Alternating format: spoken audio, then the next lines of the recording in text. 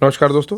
तो आज से हम लोग यूथ कंपटीशन टाइम्स की जो बुक है उससे आर ओ के पेपर्स करने की कोशिश करेंगे, जिसका एग्ज़ाम 27 जुलाई को प्रस्तावित है। ठीक है, तो कोशिश करेंगे कि डेली बेसिस पर हम लोग पेपर करें और जितना पोर्शन हो सकता है उतना पोर्शन कवर करते चलें। ठीक है, तो देखिए इसमें कौन कौन सा पेपर हम लोग करेंगे। समीक्षा अधिकारी 23 का पेपर जो कि 2024 में हुआ था फरवरी के महीने में। उसके अलावा समीक्षा अधिकारी 21 का पेपर है।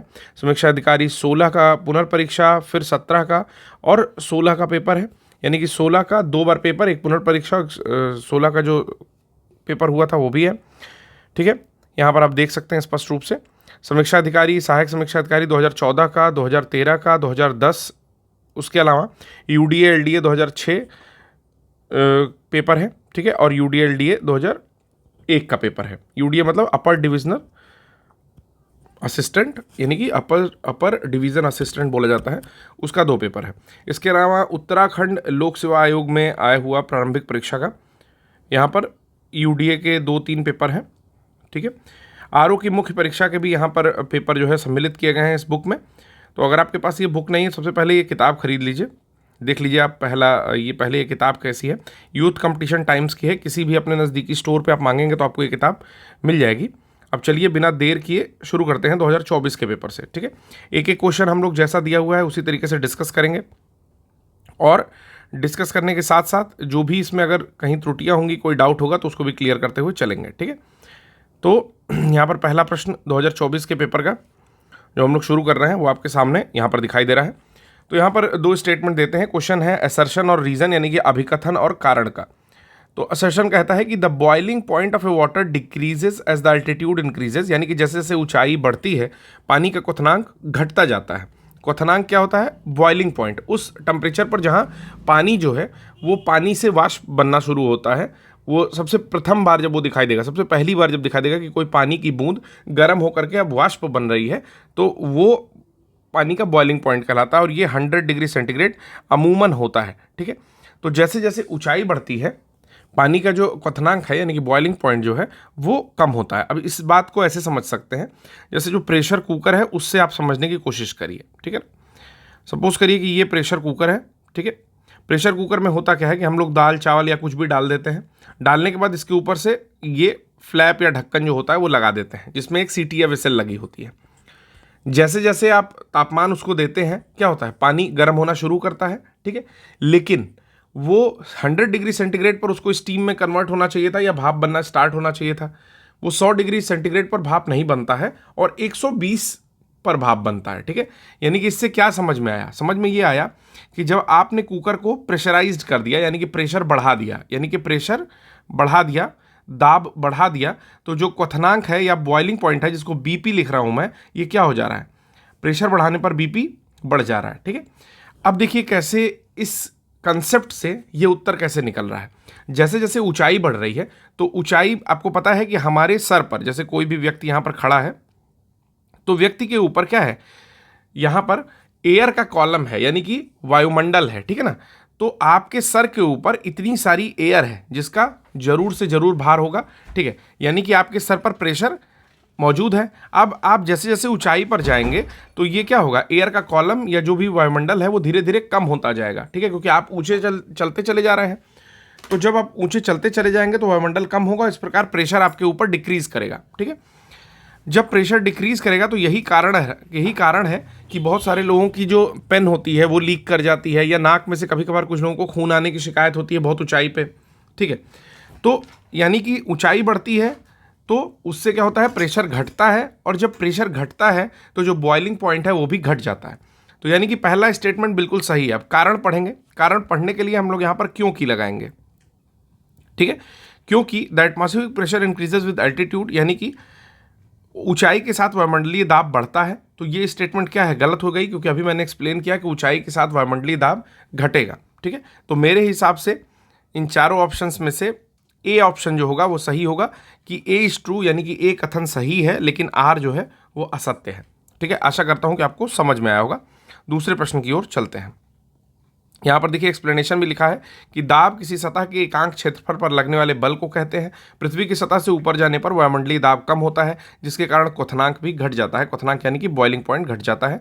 इस प्रकार कथन जो है वो सही है और कारण गलत है। वायुमंडलीय दाब के उदाहरण क्या क्या है कि पहाड़ों में खाना बनाने में कठिनाई। अब क्यों कठिनाई होती है, मैंने अभी आपको बताया कि पहाड़ों पे जब खाना बनाएंगे तो यानी कि प्रेशर कम है, यानी कि दाब कम है, वहाँ पर दाब कम है, यानी कि जो वाटर 100 डिग्री सेंटीग्रेड पर आपका बॉयल होना स्टार्ट हो रहा था, वो हो सकता है कि 70 डिग्री सेंटीग्रेड पर 80 डिग्री सेंटीग्रेड पर बॉयल होना स्टार्ट कर दे और स्टीम में कन्वर्ट हो जाए। तो जब उसमें पड़ी हुई दाल 80 डिग्री सेंटीग्रेड ही टेम्परेचर पा रही है तो वो देर से पकेगी। रादर जब आप सामान्य दिनों में अपने घर में खाना बनाते हैं तो वहाँ पर 120 डिग्री सेंटीग्रेड पर पानी जो है वो खौलता रहता है, स्टीम में कन्वर्ट नहीं होता है और उससे दाल जो है वो जल्दी पक जाती है। ठीक है।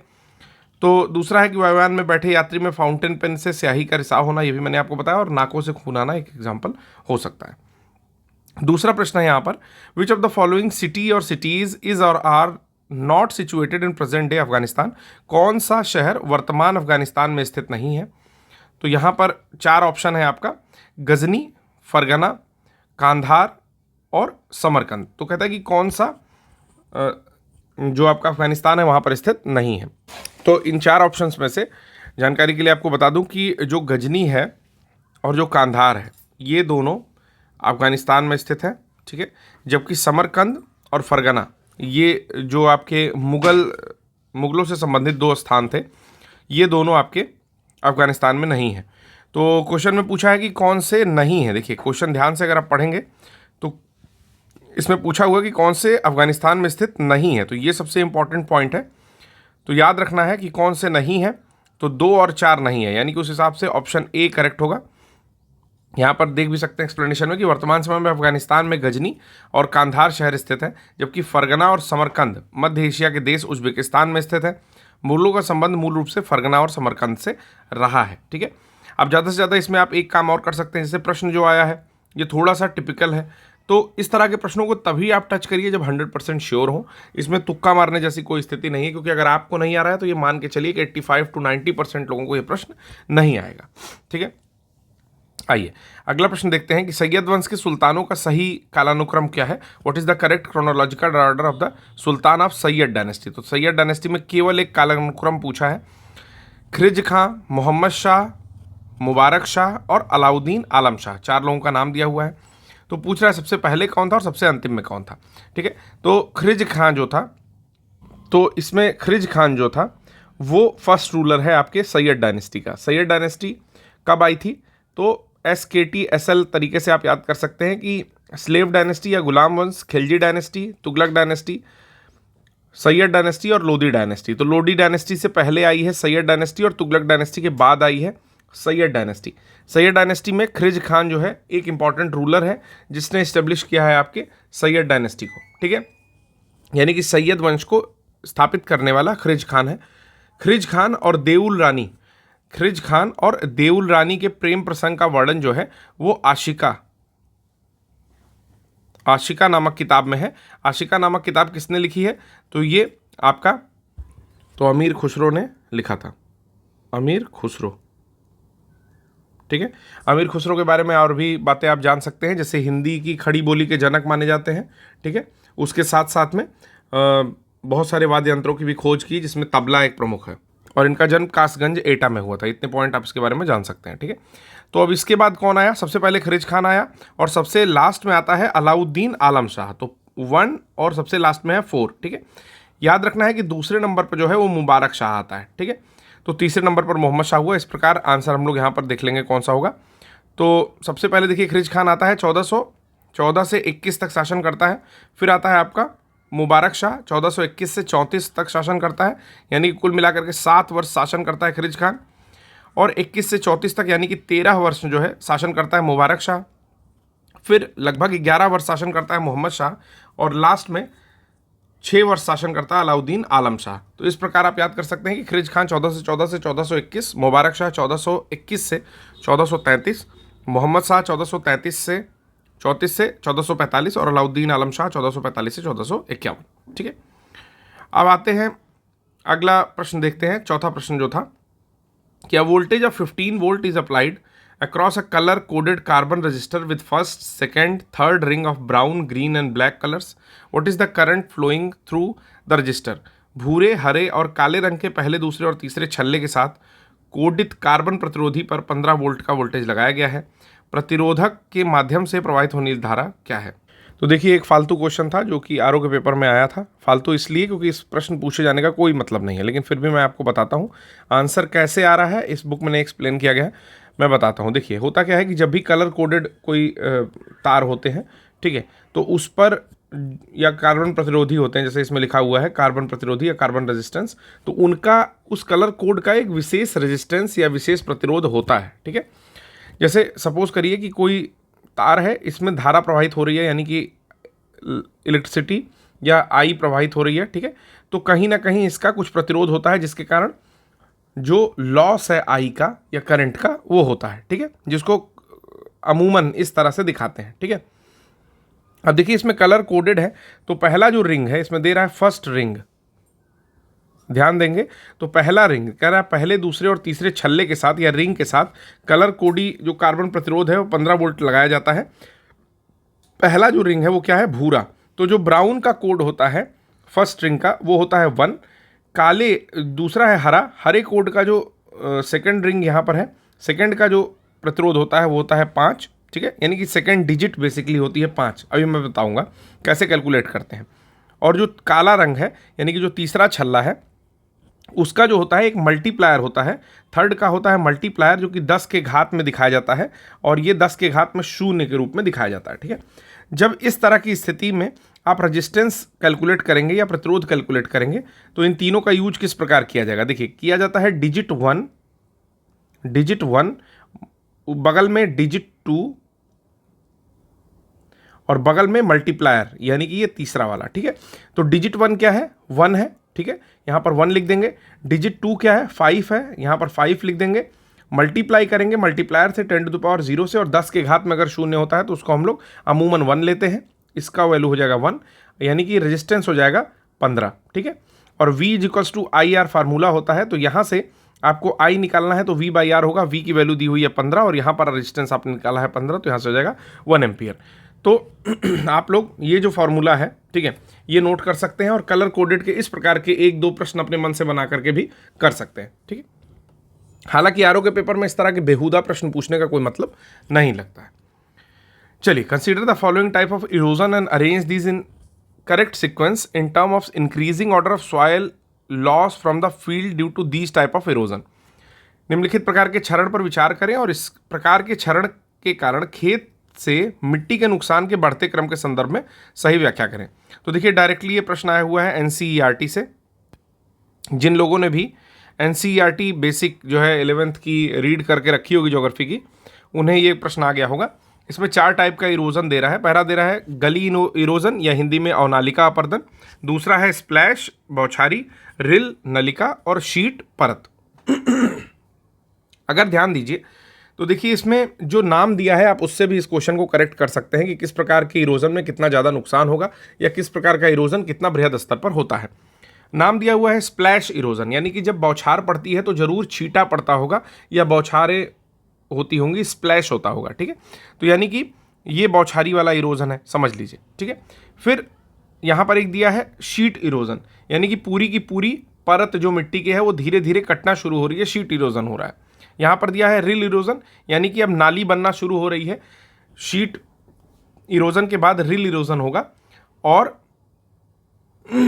सबसे ज़्यादा जो इरोड करेगा वो गली इरोजन करेगा, यानी कि गहरे गहरे गड्ढे बनने शुरू हो गए हैं। ठीक है, तो आप अगर ध्यान से देखो तो आपको समझ में आ जाएगा कि 2 नंबर सबसे कम इरोड करेगा, फिर उसके बाद जो इरोड करेगा वो करेगा आपका 4 नंबर, यानी कि शीट या परत इरोजन, फिर आपका इरोड करेगा रिल इरोजन यानी कि 3 नंबर, और फिर आपका 1 नंबर।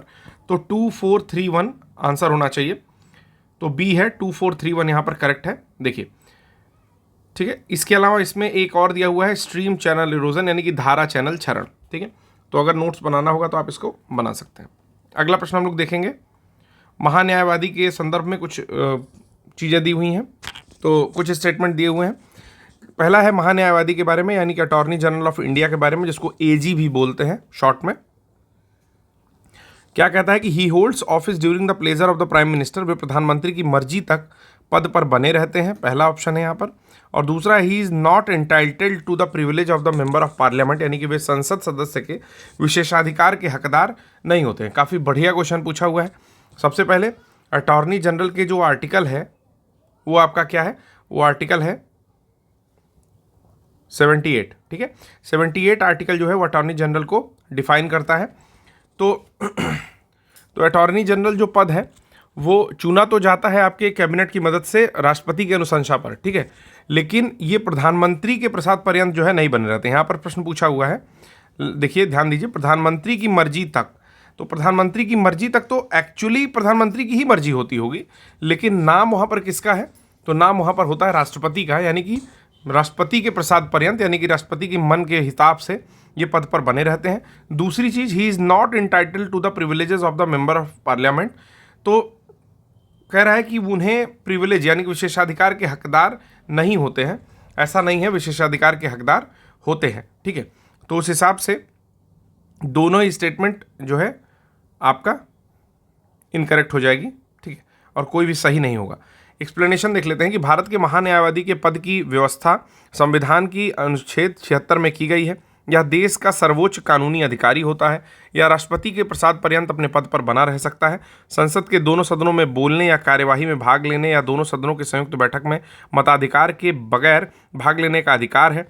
वो एक संसद सदस्य की तरह सभी भत्ते और विशेषाधिकार का वह अधिकारी होता है। तो देखिए, जिस हिसाब से 78 आर्टिकल में इसका वर्णन है, तो अगर आप ध्यान से देखोगे कि जब संसद शुरू होती है, यानी कि आर्टिकल 52 से 151 तक संसद के बारे में सारी चीज़ें हैं, ठीक है, उसी में आपका सुप्रीम कोर्ट भी में आएगा। तो संसद के बारे में जो सारी चीज़ें हैं उसमें बीच में ही महान्यायवादी का जिक्र आ रहा है, यानी कि वो भी एक तरह से जो भी प्रिविलेजेस आम कैबिनेट के मंत्री पाते हैं वो सेम ये भी पाता है, इसको बोलने का भी अधिकार है, ठीक है ना। और मताधिकार का जो है अधिकार नहीं है, तो ये चीज़ याद रखनी है कि इनको मताधिकार का अधिकार नहीं है। दोनों सदनों में संयुक्त बैठक में मताधिकार के बगैर भाग ले सकते हैं, यानी कि मत नहीं दे सकते हैं, ठीक है। और आर्टिकल 76 में है। अब जो अटॉर्नी जनरल है उनके बारे में एक चीज़ और जानिए कि ये जो है सबसे सर्वोच्च कानूनी अधिकारी होते हैं, यानी कि सुप्रीम कोर्ट के जज बनने लायक इनकी अर्हता होनी चाहिए, ठीक है, या हाई कोर्ट में कम से कम 10 साल का एक्सपीरियंस हो। अगला प्रश्न करते हैं, 7वां प्रश्न। The reason for the swimming pool to appear less deep than the actual depth is, कि स्विमिंग पूल के वास्तविक गहराई से कम गहरा क्यों प्रतीत होता है। तो देखिए, इसका एक सिंपल सा कंसेप्ट है, इसको बोलते हैं रिफ्रैक्शन। तो पहले ही टिक कर लीजिए, अपवर्तन हिंदी में बोलते हैं। समझ लीजिए होता कैसे है, होता क्या है, ठीक है। जब भी माध्यम मतलब जैसे देखिए आप यहाँ खड़े हो, ठीक है, आप ऊपर देख रहे हो, तो जो आकाश यहाँ पर तारे टिमटिमा रहे हैं, ठीक है, आकाश आपको बिल्कुल क्लियर दिख रहा है, लेकिन एक्चुअली ऐसा होता नहीं है। हो सकता है यहाँ पर कुछ NO2 गैसेज, CO2 गैसेज हों, ठीक है, हो सकता है यहाँ पर ओजोन हो सकता है यहाँ पर दूसरी गैसेज हों, ठीक है ना। आपके नज़दीक में भी कुछ डिफरेंट टाइप की गैसेज हों, जैसे कार्बन मोनोऑक्साइड थोड़ी सी हो गई, ऊपर आपका CFC पहुँच गया किसी तरीके से, CH4 यहाँ पर वेरी कर रहा है, ठीक है, वाटर वेपर है ही। तो यहाँ पर हम लोग को देखने में तो नहीं पता चलता है, लेकिन यहाँ पर डिफरेंट गैसेस की लेयर है। तो जब भी इस तरह से माध्यम चेंज होता है, यानी कि मीडियम है ना, वो गैस हो गया कोई भी, ये माध्यम कहलाता है। तो ये माध्यम जब भी बदलता है तो उसका एक रिफ्रैक्टिव इंडेक्स होता है, यानी कि ऐसे समझिए कि उसकी एक अपवर्तनांक उसका होता है, ठीक है। और हर चीज़ का अपवर्तनांक, हर माध्यम का अपवर्तनांक डिफरेंट होता है। तो ऐसे में जो प्रकाश से किरण, यानी कि किसी भी तारे से जो प्रकाश की किरण आ रही है, सपोज करिए यहाँ से प्रकाश की किरण आ रही है, तो वो अलग अलग माध्यम में अलग अलग तरीके से चलते हुए आती है, ठीक है। उसमें सघन माध्यम यानी कि ज़्यादा नज़दीक जिसमें कण रहेंगे, और विरल माध्यम, रेयरर और डेंसर मीडियम होते हैं। जिस हिसाब से जो पाथ है किसी भी लाइट का, वो वेरी करता है, ठीक है। तो इस कारण से तारे टिमटिमाते हैं। सिक्का है जैसे, उसको अगर आप बकेट में डाल दोगे, बाल्टी में डाल दोगे, तो वो ऊपर उठा हुआ प्रतीत होगा। क्यों? क्योंकि आप एयर मीडियम से उसको देख रहे हो, जबकि वो जल में पड़ा है, तो दोनों का माध्यम चेंज हो रहा है, रिफ्रैक्टिव इंडेक्स या अपवर्तनांक दोनों का बदल रहा है। तो सिक्का क्या होगा, थोड़ा सा आपकी आँख की ओर दिखाई देता हुआ प्रतीत होगा। क्यों? क्योंकि जो प्रकाश की किरण यानी कि आपके बकेट में जा रही है, जैसे ये प्रकाश की किरण ऐसे चलते हुए आ रही है, जहाँ पर आप आँख लगाए हुए हैं ऐसे, और ये बकेट में जाएगी तो हो सकता है ये थोड़ा सा अंदर की ओर मुड़ जाए, जिसको अभिलंब बोलते हैं। वो पूरी चीज़ें मैं बाद में समझा दूंगा। तो यहाँ पर जो सिक्का है वो थोड़ा सा उठा हुआ प्रतीत होता है। इसी तरीके से आप हाथ डालोगे अगर उसमें बकेट में, तो भी वो थोड़ा सा छोटा दिखाई देता है या उठा हुआ प्रतीत होता है, ठीक है। और भी इसके बहुत सारे एग्जाम्पल हैं, ठीक है, ठीक है। तो ये परिघटना आप याद रखेंगे। अब देखिए यहाँ पर जो एक्सप्लेनेशन है वो देख लीजिए क्या क्या है। कि पहला कि स्विमिंग पूल के वास्तविक गहराई से कम गहरा प्रतीत होता है। क्यों? क्योंकि उसमें रिफ्रैक्शन या अपवर्तन होता है। प्रकाश के अपवर्तन के कारण कई घटनाएं होती हैं, जैसे किसी बर्तन की तली में पड़े हुए सिक्के का ऊपर उठा हुआ दिखाई देना। दूसरा, नदी की तली में पड़ी हुई मछली, यानी कि सेम चीज़ है। सूर्योदय के पहले और सूर्यास्त के बाद भी सूर्य का दिखाई देना, ये भी किसके कारण होता है? अपवर्तन के कारण ही होता है, यानी कि रिफ्रैक्शन के कारण ही सूर्योदय के पहले सूर्य दिखाई देता है और सूर्यास्त के बाद भी सूर्य दिखाई देता है। और तारों का टिमटिमाता हुआ दिखाई देना। ये चारों एग्जाम्पल है, चारों याद कर लीजिए, हमेशा एग्जाम्स में पूछा जाता है। अगला अभिकथन और कारण जो है वो यहाँ पर दिया गया है। असर्शन रीजन का क्वेश्चन है।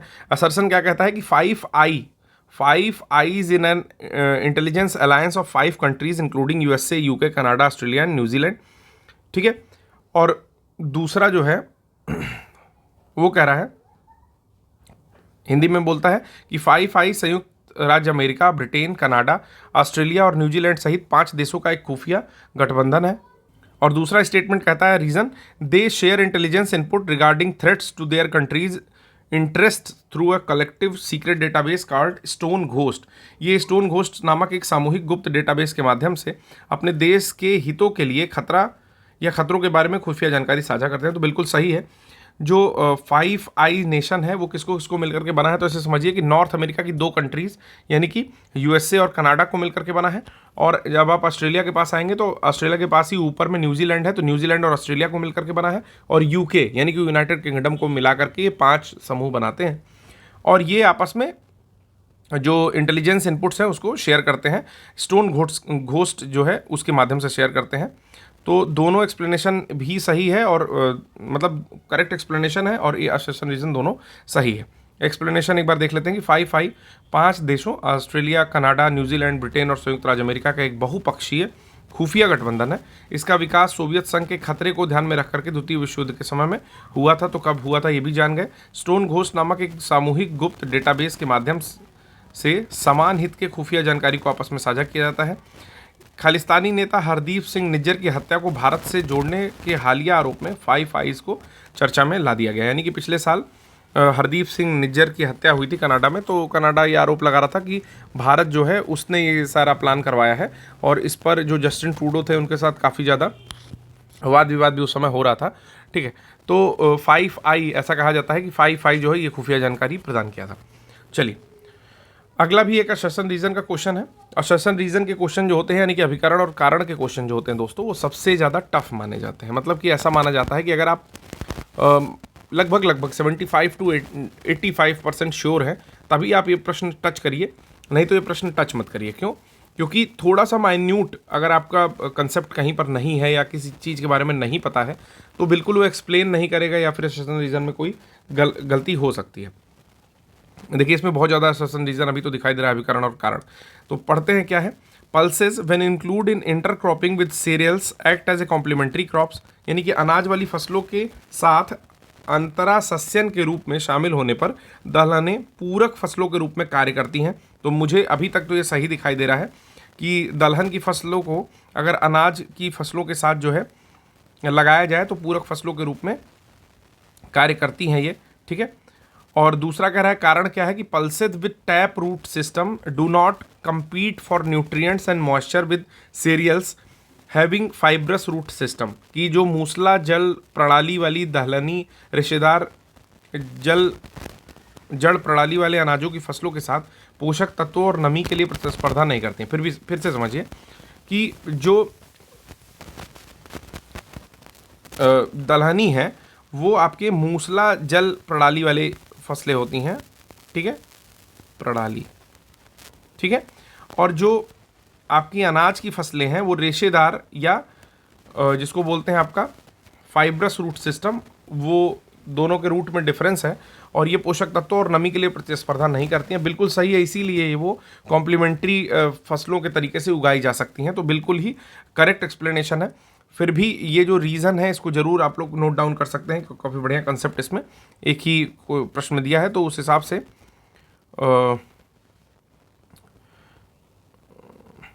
डी ऑप्शन होना चाहिए। देखते हैं क्या ऑप्शन करेक्ट है। तो यहाँ पर बी ऑप्शन करेक्ट है, अर्थात रीज़न जो है वो करेक्ट नहीं है। ठीक है, यानी कि दोनों असर्शन और रीज़न करेक्ट है लेकिन उसका सही एक्सप्लेनेशन नहीं है। ठीक, तो बी ऑप्शन करेक्ट होता है। देख लेते हैं एक बार कैसे होता है। अनाज वाली फसलों के साथ अंतरा सस्यन यानी कि एक इंटरक्रॉपिंग के रूप में शामिल होने वाली दलहनी फसलें पूरक फसल के रूप में कार्य करती हैं, जैसे जौ के साथ मटर। वहीं रेशेदार जड़ प्रणाली वाली फसलें मिट्टी के ऊपरी सतह से नमी ग्रहण करती हैं, जबकि मूसला जड़ प्रणाली की दलहन या अन्य फसलें मिट्टी की निचली परत से नमी ग्रहण करती हैं, इसीलिए इनमें किसी प्रकार की प्रतिस्पर्धा नहीं होती है। ठीक है, तो ए और आर दोनों ही करेक्ट है लेकिन ये सही व्याख्या नहीं करता है। चलिए, consider the following events and arrange them in correct chronological order starting from the earliest to the last activity. कि यहाँ पर 4 एक्टिविटीज़ दी हुई हैं, साइंस का क्वेश्चन है, कह रहा है कि पहले क्या हुआ था और बाद में क्या हुआ। तो 4 डिस्कवरी जो दी हुई है उसमें है कि डिस्कवरी ऑफ पाई मेसान की खोज, न्यूट्रॉन की खोज, इलेक्ट्रॉन की खोज एंड डिस्कवरी ऑफ प्रोटॉन यानी कि प्रोटॉन की खोज। तो कब कैसे हुआ, कौन पहले खोजा गया कौन बाद में खोजा गया, इसके लिए कूट दिया हुआ है यानी कि कोड दिया हुआ है, आपको सेलेक्ट करना है। ठीक है, तो ऐसे इसको याद कर सकते हैं। ईटा पर नाचे, तो इलेक्ट्रॉन जो कि टॉमसन ने खोजा था या थॉमसन ने खोजा था, प्रोटॉन जो कि रदरफोर्ड ने खोजा था, और ना से न्यूट्रॉन जो कि चैडविक ने खोजा था। ये क्रमशः खोजे गए थे। ठीक है, इलेक्ट्रॉन सबसे पहले खोजा गया लगभग 1897 के आसपास, प्रोटॉन 1909, और फिर जो आपका न्यूट्रॉन है वो खोजा गया, और जो पाई मेसान है वो सबसे लास्ट में खोजा गया। तो इस हिसाब से हम लोग लगा सकते हैं 4 जो होगा सबसे लास्ट में होगा, 1 जो होगा वो सबसे लास्ट में होगा, यानी कि सी जो होना चाहिए वो करेक्ट आंसर होना चाहिए। तो बिल्कुल सही है।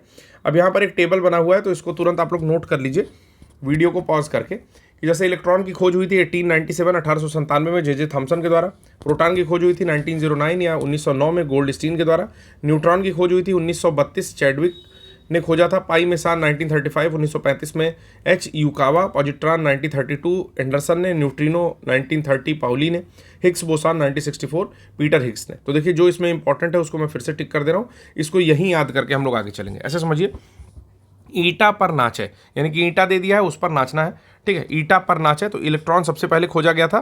ठीक है, फिर आया था प्रोटॉन दूसरे नंबर पर खोजा गया, और उसके बाद खोजा गया न्यूट्रिनो। ठीक है, न्यूट्रिनो खोजा गया, लेकिन हम लोग न्यूट्रॉन को लेकर के चलेंगे क्योंकि हमारे काम का वही है। ठीक है, न्यूट्रिनो कब खोजा गया, 1930 में खोजा गया, तो इस पॉइंट को अपने मन में याद रखिएगा। हम लोग अभी न्यूट्रॉन को ही लेकर के चलेंगे जो कि 1932 में खोजा गया था चैडविक के द्वारा।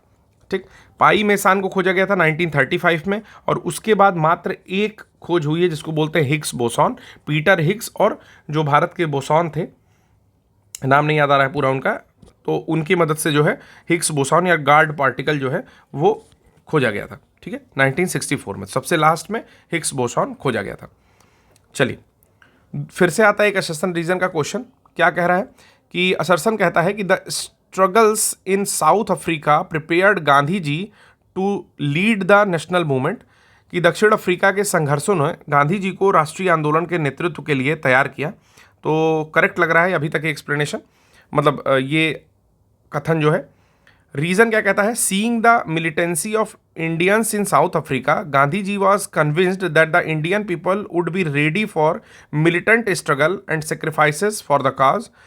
दक्षिण अफ्रीका में भारतीयों के जुझारूपन को देखकर गांधी जी को यह विश्वास हो गया था कि भारतीय जनता किसी उद्देश्य के लिए जुझारू संघर्ष और बलिदान के लिए तैयार हो जाएगी। अब देखिए इसमें मिलिटेंट स्ट्रगल जो लिखा हुआ है वो यहाँ पर हिंदी में जुझारू संघर्ष लिख दिया है, बट मिलिटेंट स्ट्रगल का मतलब होता है कि जैसे कुछ बलपूर्वक करना, मतलब समझ रहे हैं ना, मिलिटेंसी जिसको बोलते हैं, कुछ उग्रवाद मचा के करना।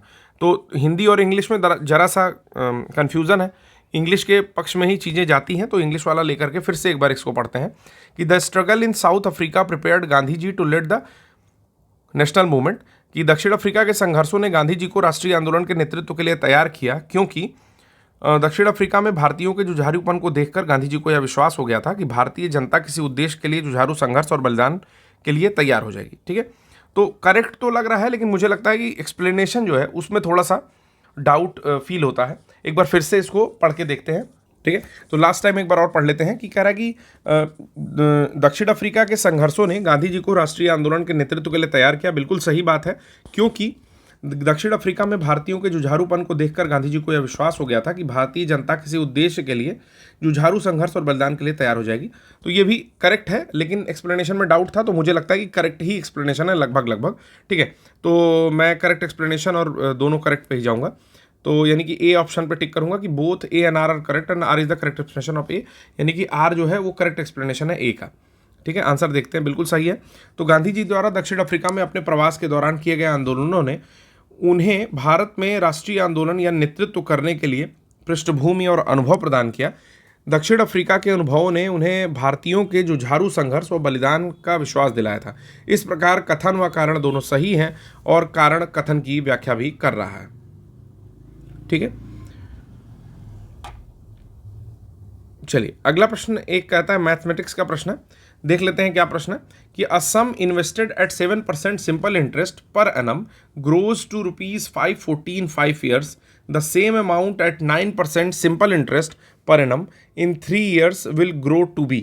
तो बेसिकली कह रहा है कि एक धनराशि है जो कि 7% सालाना ब्याज की दर पर 5% 5 वर्ष में 540 रुपये हो जाती है, ठीक है। तो याद रखना है कि सिंपल इंटरेस्ट दोनों में ही लगा रहा है, एक में लगा रहा है आपका 7% से, एक में लगा रहा है आपका 9% से। तो अगर अमाउंट पता रहे तो 3 साल में कितनी हो जाएगी ये पता चल जाएगा। तो ठीक है, तो 3 वर्ष में कितनी होगी इस बात पर फोकस करना है, आपको पता है। तो देखिए ध्यान से समझिएगा, एक आसान सा कंसेप्ट है लेकिन बस ध्यान देना है। देखिए पहले जब हम लोग फॉर्मूला पढ़ते हैं तो SI पढ़ते हैं, ये होता है PRT/100, ठीक है। P जहाँ पर होता है प्रिंसिपल या मूलधन, R होता है दर या रेट, और T होता है समय या टाइम डिवाइडेड बाई 100। PRT/100 आपको साधारण ब्याज देता है, ठीक है। अब यहाँ पर चूंकि ये दिया नहीं है कि P कितना है, तो इसके लिए सिंपल सा एक कंसेप्ट लगाएंगे RT% का कंसेप्ट लगाएंगे। अब तो यहाँ पर देखिए प्रिंसिपल नहीं दिया हुआ है, ठीक है, तो हमें RT% से कैलकुलेट करना है। तो R कितना दिया हुआ है पहले के लिए 7% और कितने साल के लिए 5%, ठीक है। तो 7 × 5 यानी कि आया है 35%। क्यों परसेंट? क्योंकि PRT/100 होता है, P को हमने हटा दिया, कांस्टेंट वैल्यू ले ली RT%, ठीक है ना। यानी कि RT/100 को RT% बोल रहा हूँ। यानी कि अगर 100 रुपया मूलधन है तो कितना रुपया ब्याज बना? 35 रुपये, ठीक है। इस हिसाब से टोटल कितना हुआ? 135, ठीक है।